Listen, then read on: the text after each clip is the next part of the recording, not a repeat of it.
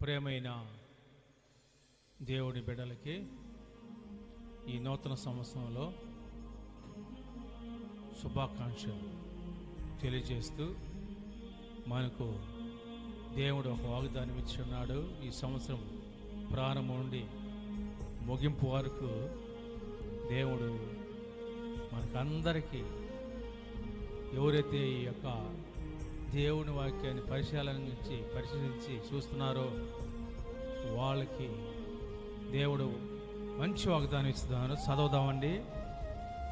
అది యెషయా గ్రంథము ఈ నూతన సంవత్సరంలో 40 అధ్యాయము 31వ వచనము చదువుకుందాము.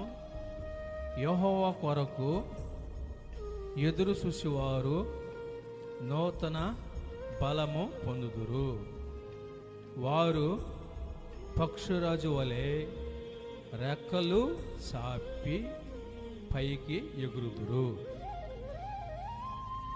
అలయక పరుగెత్తుదురు, సొమ్మ చెల్లక నడిచి పోవుదురు. ఆమేన్, హల్లెలూయా. చూడండి ప్రేమైన సహోదరుడా సహోదరి, ఈ నూతన సంవత్సరంలో యెహోవా కొరకు ఎదురు చూసేవారు మాత్రమే, అంటే దేవుని కొరకు ఎదురు చూసేవారు నూతన బలము, ఉన్న బలం చాలదు, నూతన బలం ఇస్తారంట. అంతేకాదు వారు రెక్కల సాపి పైకి ఎగురుదురు,